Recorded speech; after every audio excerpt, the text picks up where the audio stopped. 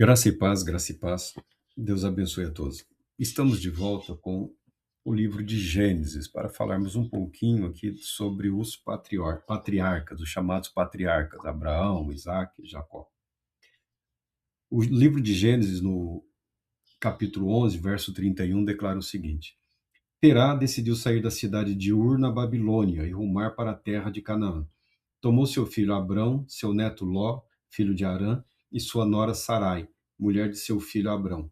E todos juntos deixaram Ur dos caldeus. Mas havendo chegado em Harã, ali ficaram morando. E Terá morreu em Harã, com a idade de 205 anos. 205 anos. Viveu bem. Viveu bem o pai, o pai de Abrão. Viveu o suficiente para presenciar o declínio da sociedade na qual ele fazia parte. Essa cidade, Ur dos Caldeus, era um centro regional, era um centro político, um centro econômico, um centro religioso. Cidades principais governavam sobre outras cidades ao seu redor. E durante um período, a cidade de Ur dos Caldeus foi uma referência naquela região. Provavelmente por conta da invasão de povos de outras regiões, trazendo com eles novos pensamentos, uma nova cultura e novos deuses. Muito provavelmente os negócios da família de Terá sofreram também um declínio juntamente com aquela região, e ele decidiu que Canaã seria o melhor lugar para eles seguirem com as suas vidas. Reunida a família, ele chegou até Harã, metade do caminho aproximadamente, e ali se estabeleceu. Talvez esperando uma época propícia, quando terminasse o inverno, depois quando terminasse o período das chuvas, ou quando passasse o período da seca, ou depois que os animais dessem cria, acontece que ele acabou ficando. E ali ele morreu. A Bíblia fala, o próprio Josué fala que Terá e os patriarcas, o pai de Abraão, eram eram politeístas, adoradores de ídolos. Mas o fato de serem idólatras não significa que a consciência ou o conhecimento do Deus Altíssimo houvesse desaparecido completamente. Vendo a história de Abraão, vendo a história de Abraão, nós sabemos que o Deus Altíssimo nunca foi completamente esquecido ou abandonado totalmente.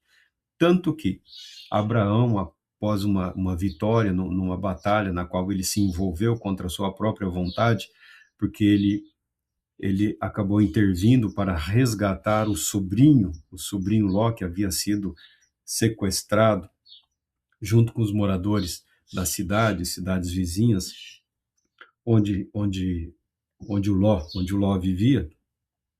Abraão, no seu retorno, ele encontra Melquisedeque, que era o rei de Salém, que é a cidade de Jerusalém. E a Bíblia declara que Melquisedeque era sacerdote do Deus Altíssimo. Tanto que Melquisedeque é reconhecido como sacerdote do Deus Altíssimo, que o próprio Abraão concedeu a ele o dízimo do espólio da batalha, da conquista lá, que ele travou para libertar o seu sobrinho Ló. Pesquisas através de povos antigos em todo o mundo, os antropólogos, os sociólogos, mostram que há o conhecimento de um único Deus, criador de todas as coisas, criador do universo. Esse conhecimento nunca se perdeu totalmente. Entretanto, o culto a esse Deus, via de regra, ele foi entrando em declínio, as pessoas passaram a se moverem através de representações de divindades ou representações das manifestações do poder das divindades, das bênçãos de Deus, a chuva, a agricultura, a própria natalidade, né?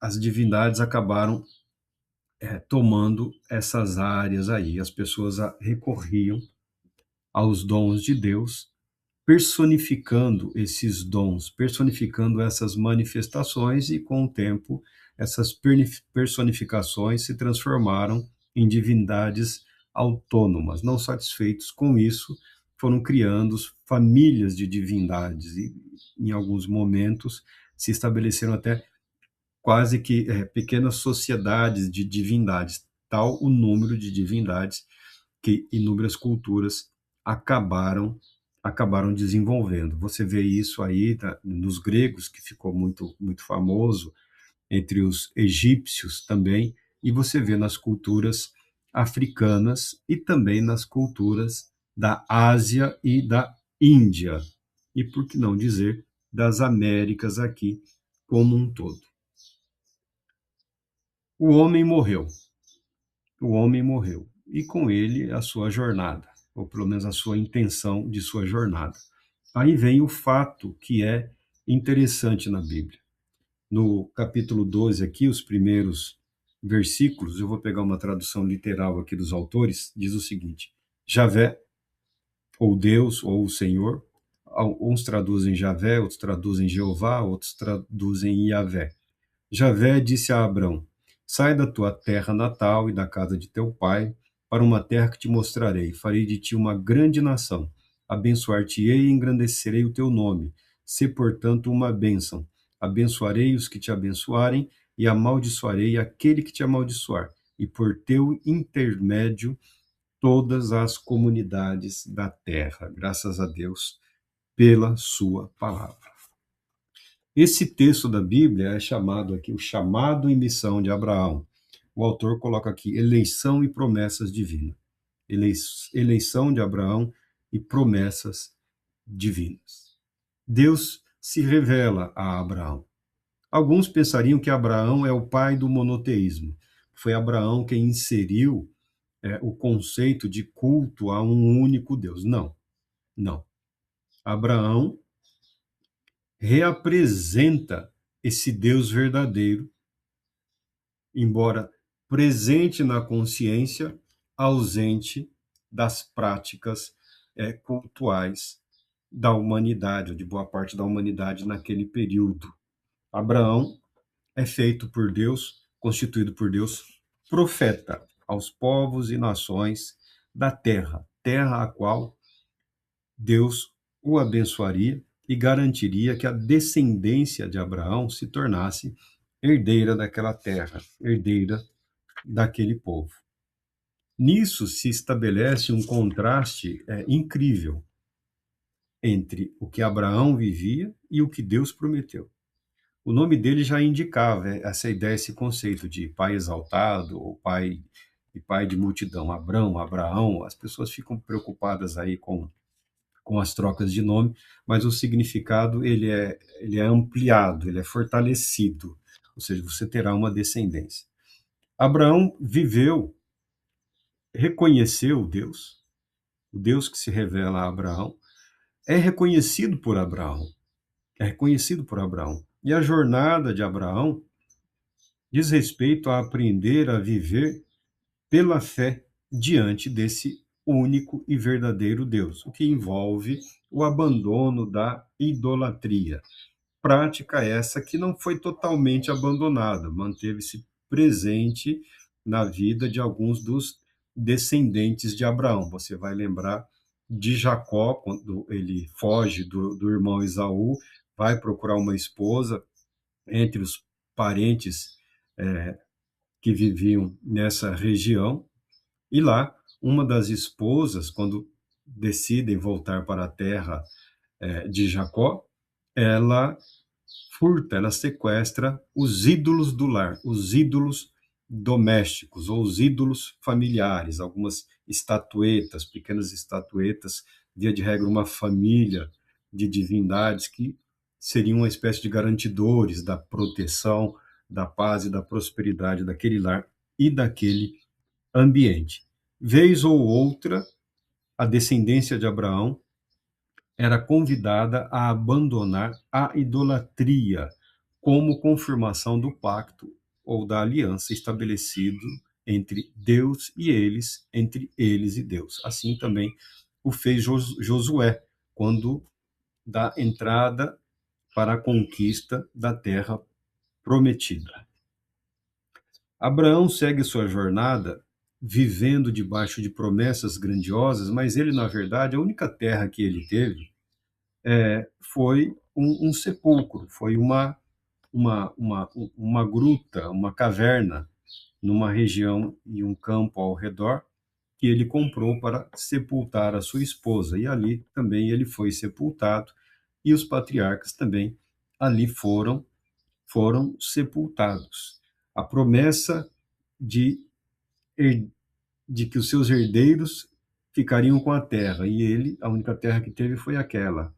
Herdeiros ele não tinha. A princípio, ele estabeleceu um dos seus escravos, que se tornou seu mordomo, ele colocou como seu herdeiro, seu sucessor.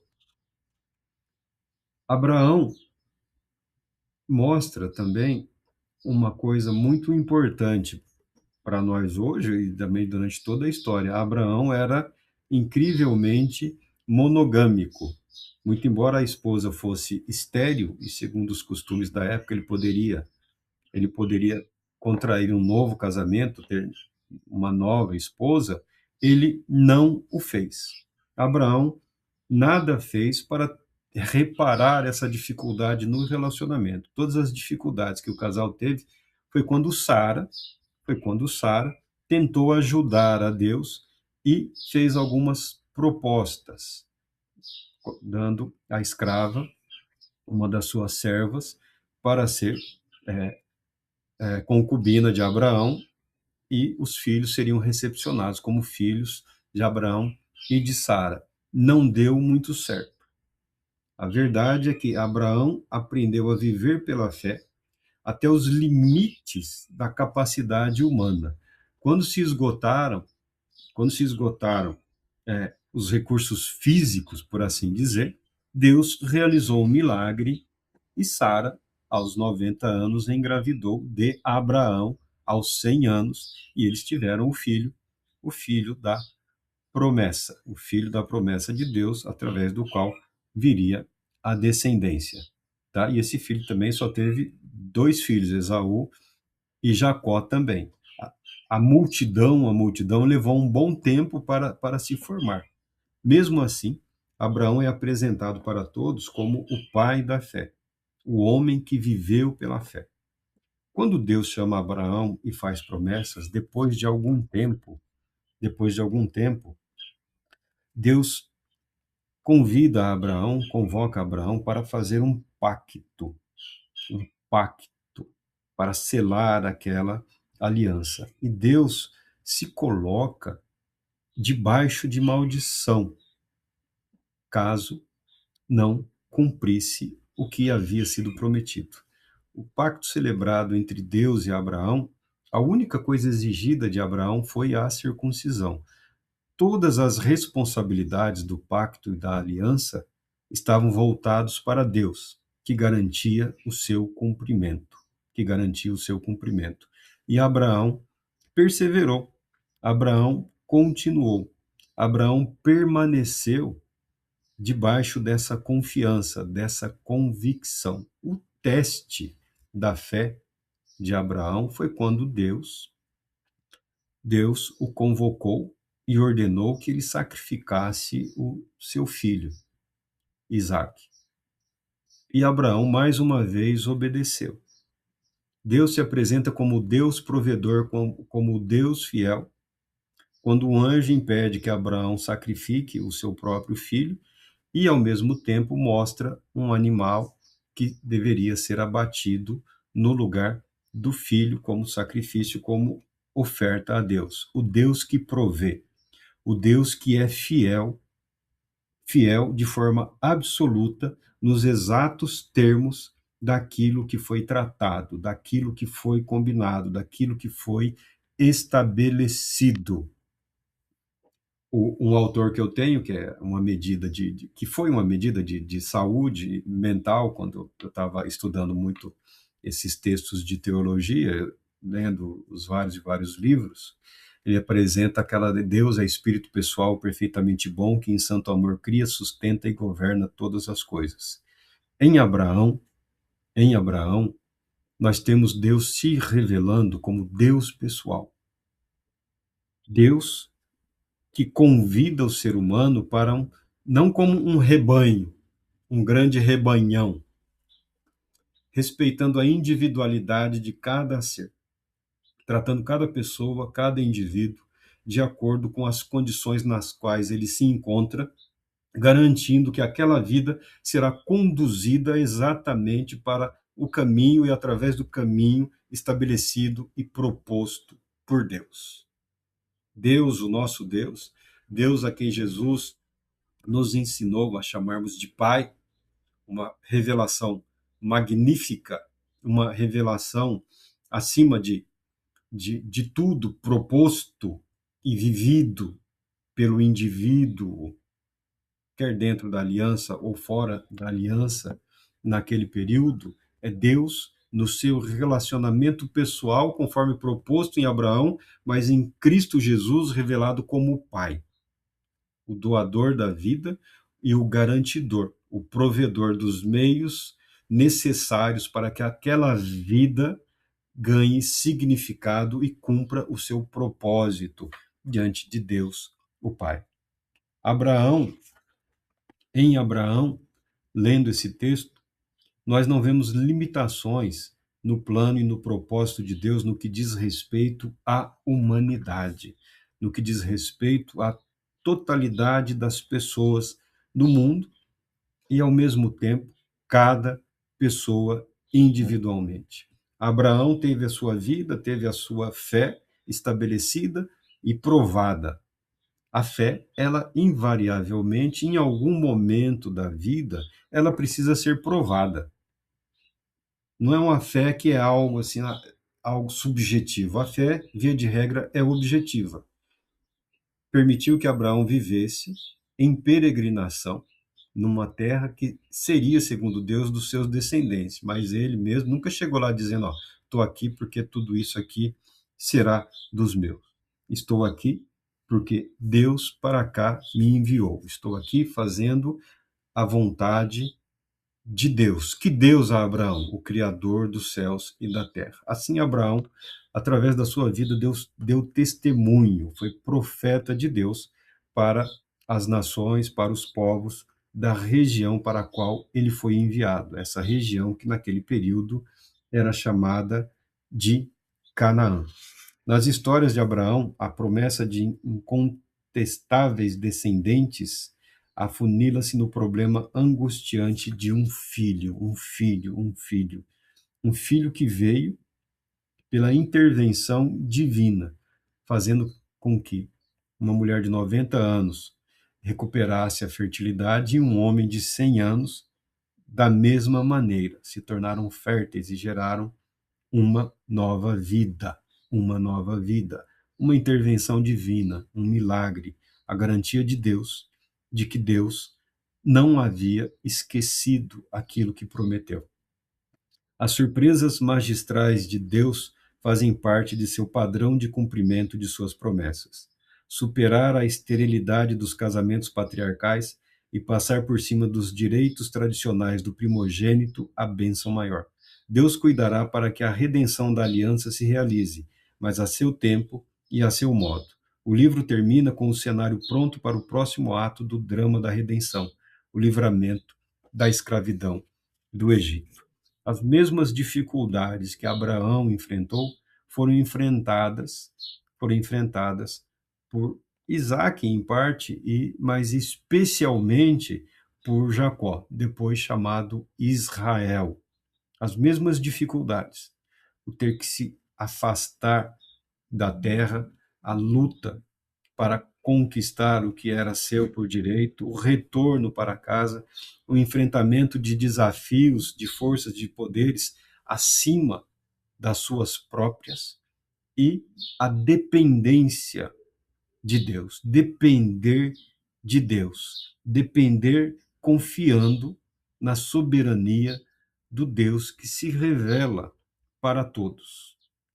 é assim que o autor procura resumir a história dos patriarcas e a teologia dos patriarcas. Nós vamos entrando depois nos detalhes de cada vida, cada indivíduo ou cada pessoa.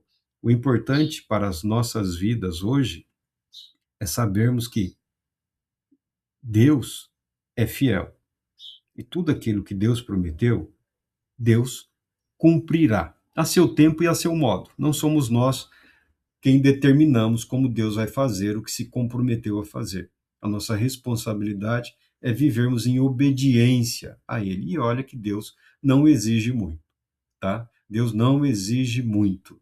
Deus exige fidelidade.